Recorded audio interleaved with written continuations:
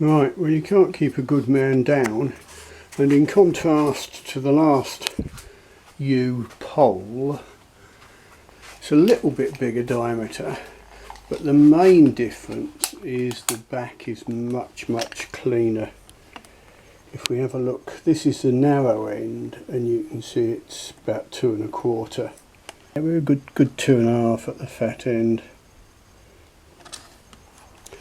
The guy who gave me this to turn into a bow for him wanted £85 at 30 inches, which is a bit of a tall order because it's not quite 6 foot long. It's ½ inch short of 6 foot. There's the middle, but what I'm going to do with this one is I'm going to make a wider sort of flat limbed style primitive-y sort of thing. Bit of a knot there, bit of a knot there, but if I tease the bow out between the knots, could be good. Now I've just given it a quick first run through the bandsaw.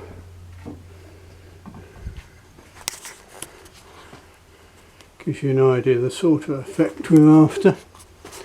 Got tons of width, but you've got interesting things like there's the centre of the log visible there. You've also got a bit of a dodgy ring there, which doesn't seem to show up anywhere else. Got a lovely little kink there, which is quite interesting. It shows up this side. I left plenty of extra bulk there to work out what's going to happen. As I roughed it out, I thought I'm allowing plenty of thickness. I've gone a bit thick there. I thought, oh God, I've gone a bit thin there. But when I lean on it on the floor, it feels plenty stiff enough. If I lean it up on the bench there and stick my foot on it, no, you can't really see that moving. But yeah, it's probably about right. It's very difficult to rough things out by eye accurately. It's a sort of contradiction in terms. If you don't take off enough, then you've got endless work with hand tools. If you take off too much, you've ruined it. It's just sort of practice and experience that gets you there, really. I think I'll be alright. Oh, generally these days I find that I'm thinking, oh dear, I've taken off a bit too much, but it turns out to be okay, or very close to okay. You know, I might come in 5 pounds underweight, but yeah, it's just experience. You'll get there. What I'm not doing is narrowing the grip or taking too much off there. What will be nice, of course, is that if I leave it full width, you'll be seeing sapwood and heartwood on the belly, which will be nice. You'll get that, you know, coffee and cream look. As it shows, you've got quite thick sapwood there, which means I've got a lot of thickness on the bow. So if I want to thin it, do I take some sapwood off the back?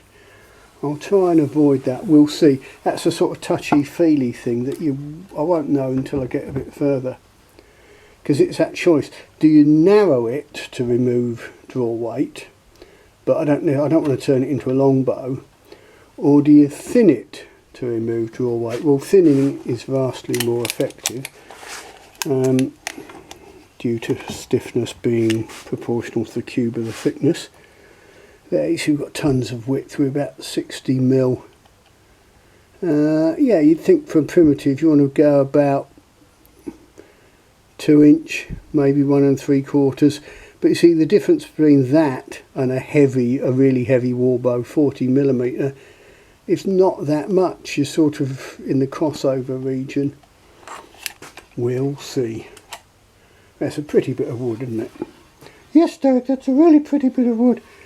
You also see peering down it, my sawing's not perfect. We're fairly flat here, a little bit askew here, but yeah, we'll worry about that as we progress. It's got the makings. Now, I mentioned this dodgy ring here. and I've just noticed at this end there's signs of something similar. Now, is it the same dodgy ring, which if it travels down the whole length of the bow could be problematic. See, that's where it was sawn and painted. It's been stored like that. What I'll do is I'll saw just a little sliver, 1/8 of an inch off that, so I can have a good close look at what that looks like. I'll do that now while the camera's still running. Right, I don't think that's anything to worry about. You can see now I've sawn it. That's where the branch was actually splitting into two. So it's a fork there. So I'll probably saw that bit off, or try and incorporate it into some sort of pretty knot feature at the end. Oh no. But I mean, losing 1/2 inch off the end is not going to be an issue. Far more interesting is me nice waggle at this end. I mean, that's a nice swirly whirly bit of grain, and on the back you can see it's as if it wanted to make a union, you know, another branch splitting out the side there, but it decided not to, or someone lopped it off, or stuff happened. A bit like life for the rest of us, isn't it? You're growing along nice and straight and then stuff happens. Ooh, that's getting all a bit philosophical, isn't it?